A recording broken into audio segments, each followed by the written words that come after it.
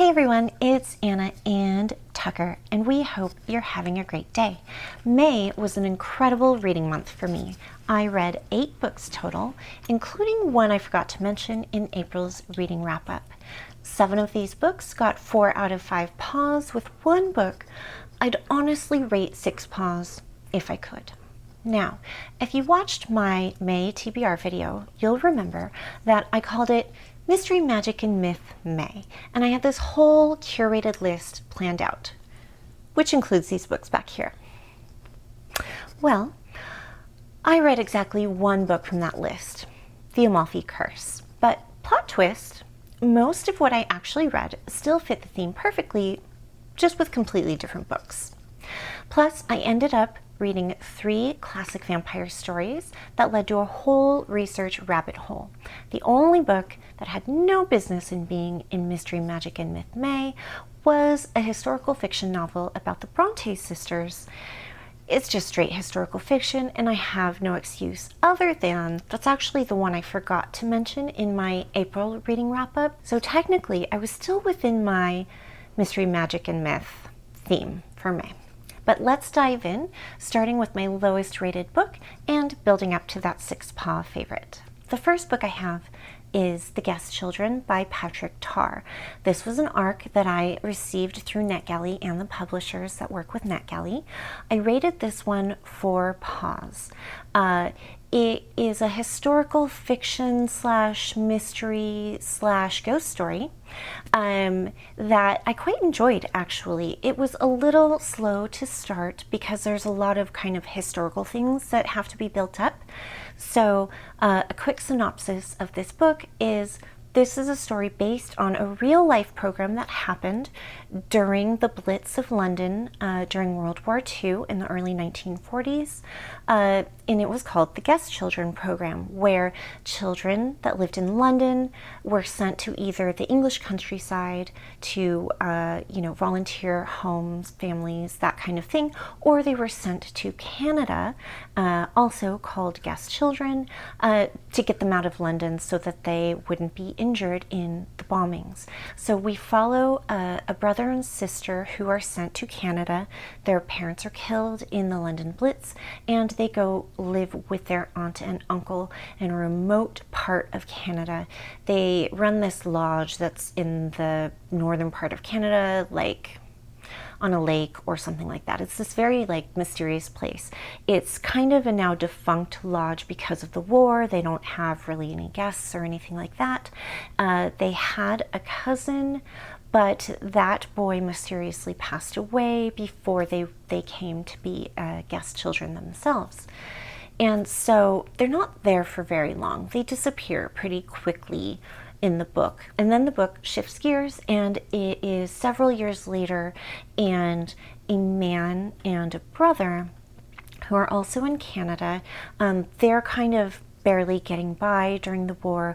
The older brother has had to stick around and take care of his younger brother who has a bunch of mental health issues, and so he can't volunteer for the war, and he's got a lot of guilt around this.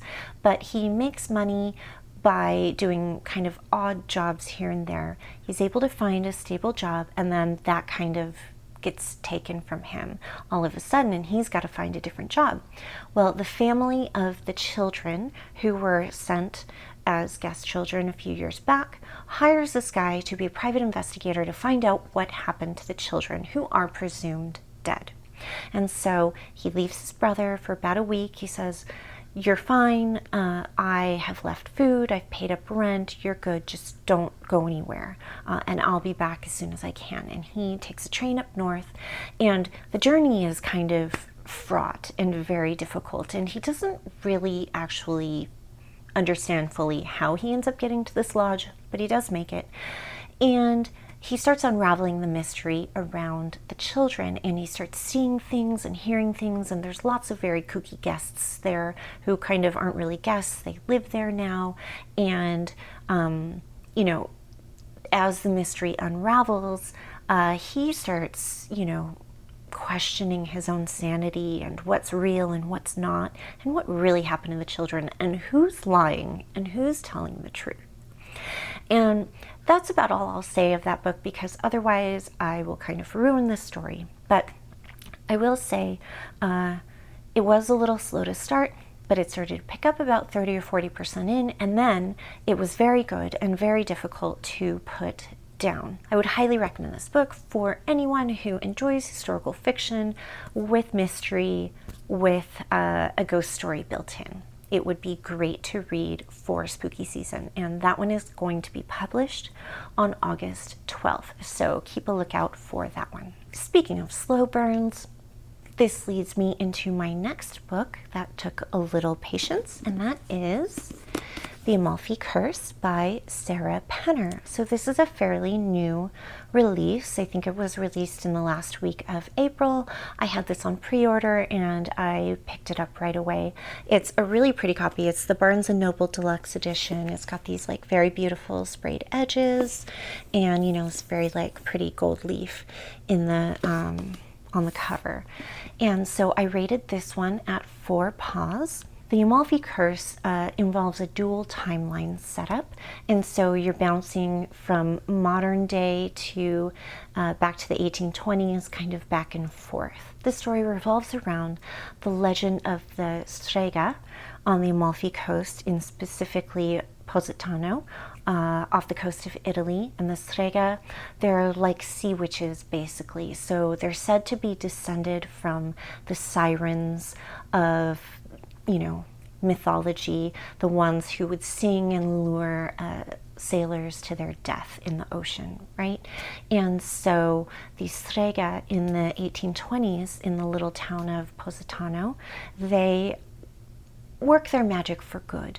They're this set of women, this very distinct set of women. They have this like bright red hair, all of them, and they all use their powers over the water, which are very subtle. There's nothing like super strong with their particular powers, but they use it to make sure that the fishermen of the town always have a good catch, keep pirates away from them, you know, so keep bad things at bay, and make sure that the people of the town benefit. And so the town itself is actually quite prosperous, mysteriously so. And so in the 1820s, we follow kind of the leader of the strega, Mari, and she's got a secret love affair going on with an American deckhand who works on the ship of the Mazza brothers, which is the Italian mafia of the time, basically, the real bad guys. And so, you know, she hides this relationship that she's got from her father because she's supposed to marry some other dude that she definitely doesn't want to marry. And she's trying to figure out a way to leave that life behind and run away with her love. At the same time, even though she is the most powerful strega, she's got a love-hate relationship with the ocean. It's very complicated, and she doesn't actually really want to continue doing her magic. And then in the modern timeline, we have a modern archaeologist who works with her dad. They do deep dives down into the ocean looking for sunken ships and, you know, any treasure that might be there. Her dad works with this other guy who is also a diver and an archaeologist, but he's more focused on the glamour and glitz of everything and finding, you know, the actual treasure and kind of cashing in on that, whereas her dad and her are more interested in like the historical aspect of things. And so these timelines kind of converge back and forth.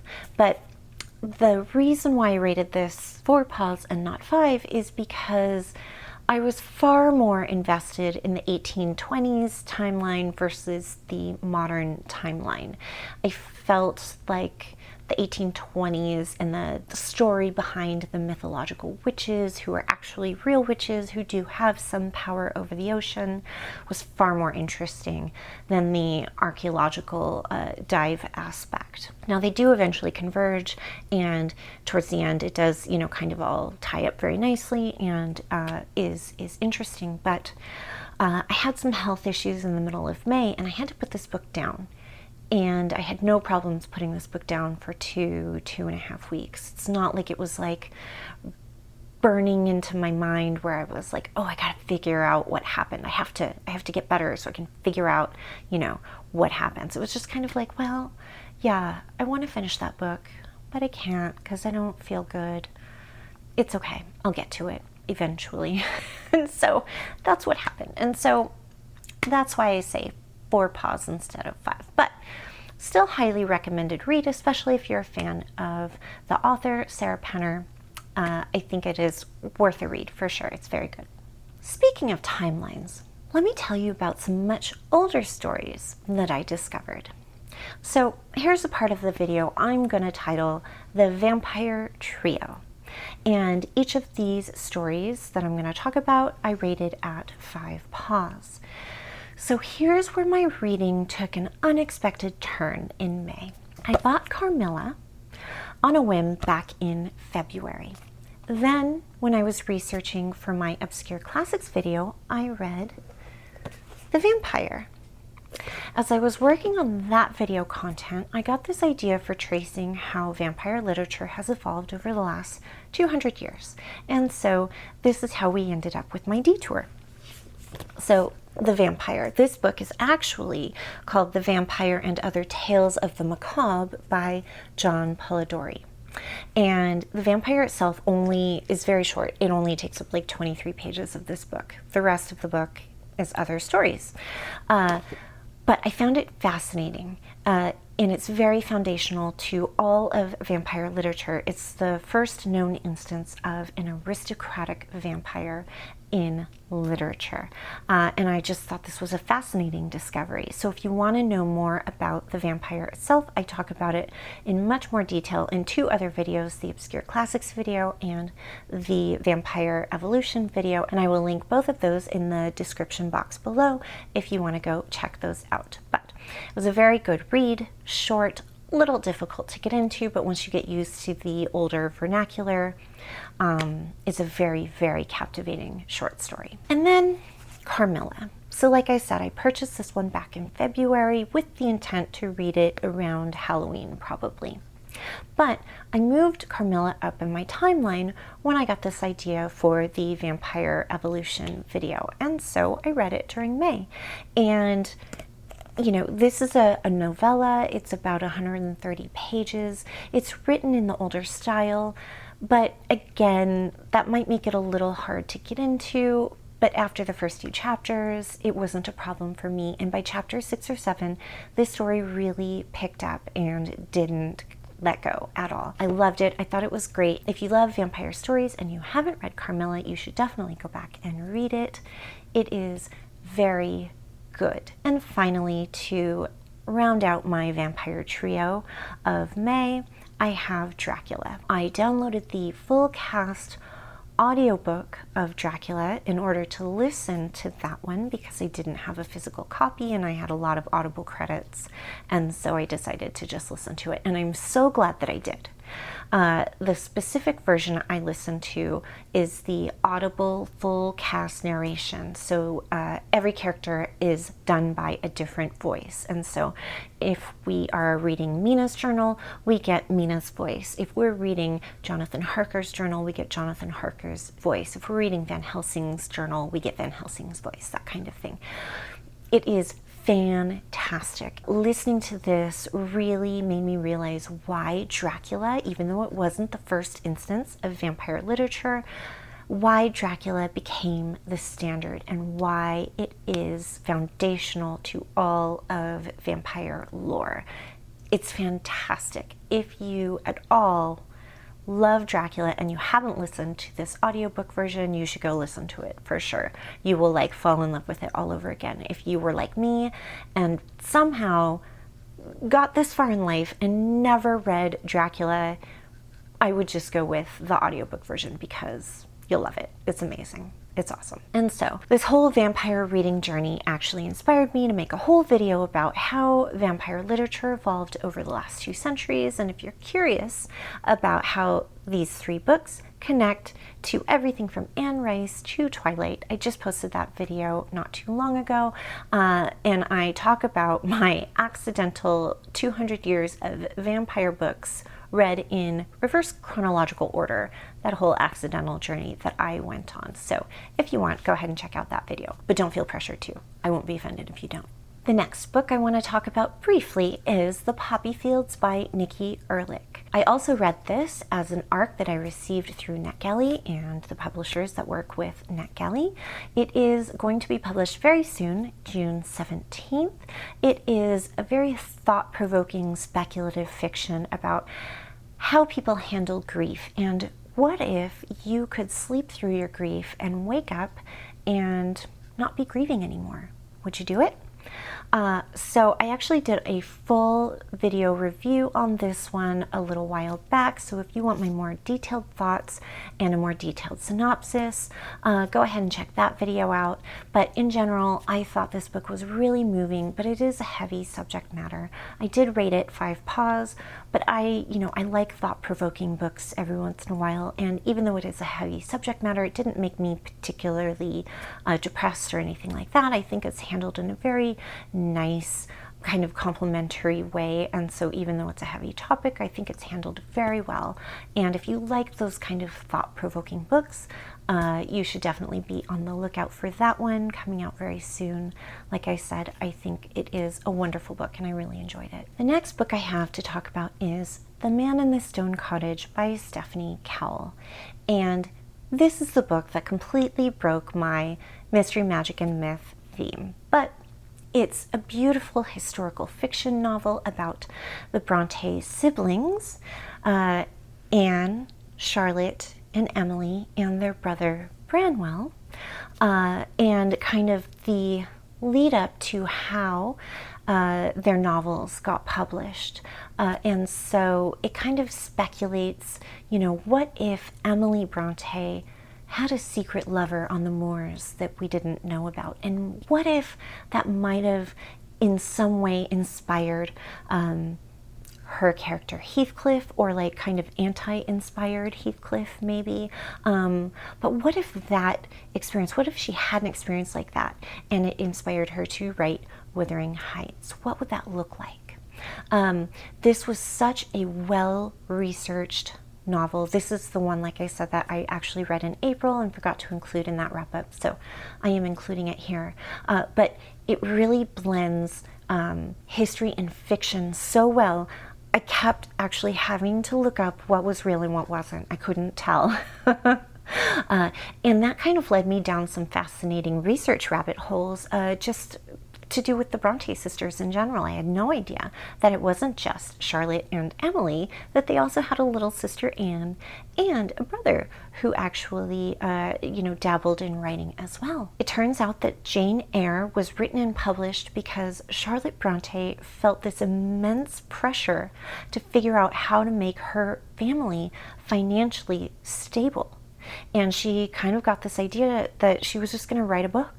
And then she told her sisters, hey, we're going to publish as a package deal. So, Emily, Anne, what you got?